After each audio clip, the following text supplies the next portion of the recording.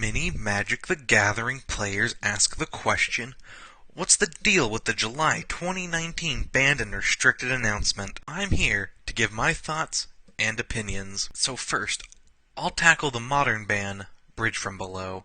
Now, in my opinion, I think Bridge from Below was the wrong card to ban. Sure, Bridge from Below was broken in the Hogak deck, but honestly, I think Hogak was the problem card.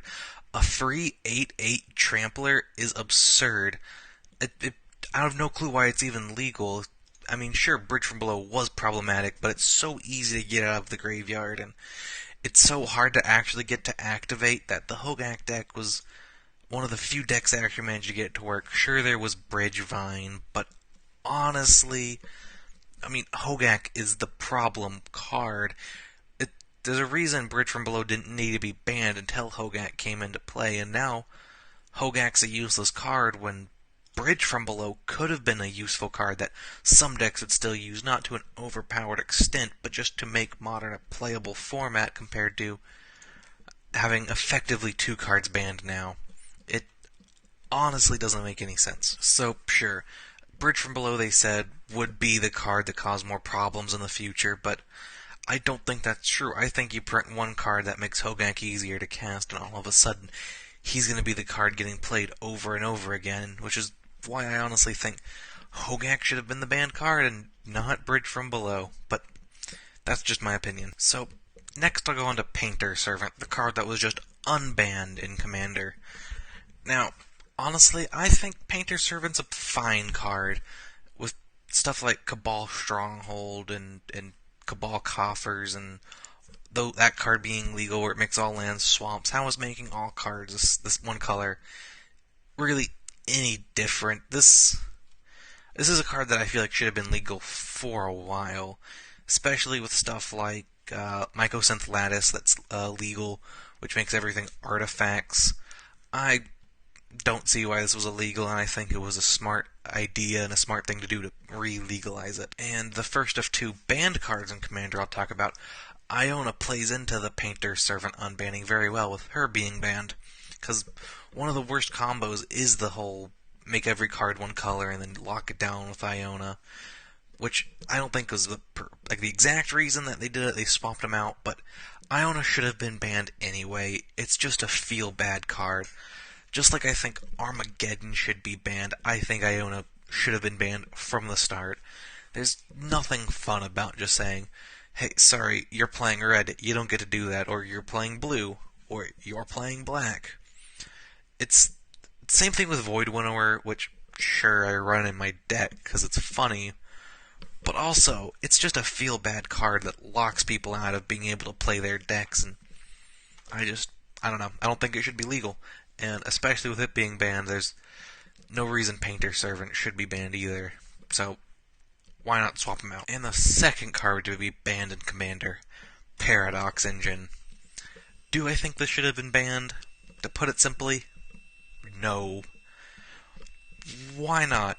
Well, sure, other cards that have similar effects like this have been banned before, but honestly, I don't know, Paradox Engine's colorless, so it can go in any and every deck, but there are cards that are just as powerful as Paradox Engine that aren't banned. Aether Flux Reservoir should be, it is on the same scale as Paradox Engine, but isn't. Cards like Vidalcan Orrery, same power level, but still legal. And Paradox Engine, one of the best decks this went in was the new Feather deck. It really made it that much more powerful, made it a super viable deck, giving all your creatures basically vigilance and being able to do a bunch of tap, untap, just tap dance shenanigans with it.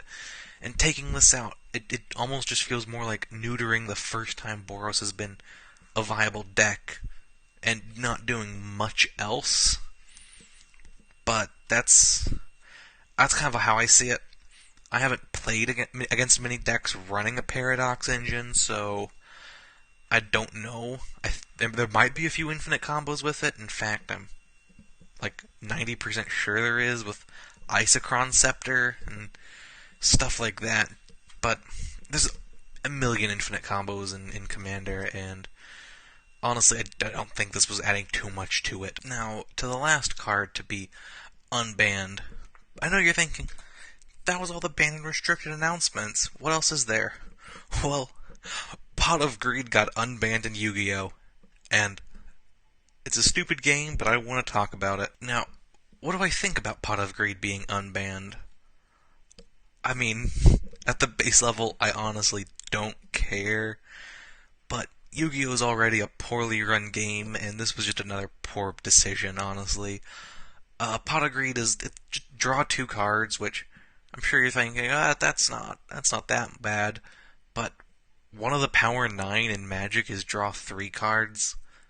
And well, it's not exactly comparing. He's comparing apples to oranges at that point. It's still, from what I've seen, Pot of Greed is just used for decks like the Forbidden One, Exodia, and just annoying play by yourself solitaire strategies, which is honestly like the worst part of Yu-Gi-Oh! And Pot of Greed makes even less interactions, and just Pot of Greed being unbanned is just even more reason why nobody should be playing Yu-Gi-Oh!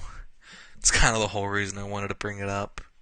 There's just if you play people who play Yu-Gi-Oh! Are a different breed. Not that there's anything wrong with you. It's just it's not a good game, in my opinion. It's almost as poorly run as Magic. Huh. Well, everyone should honestly just be playing chess. That's the best game. I should become a chess channel. Huh. Well, anyways, thanks for watching. Don't forget to like, comment, subscribe, and ring that notification bell. I still don't like saying that. Follow me on Twitter with the link below, and thank you for watching. I said thanks twice. Oh well, leaving it in.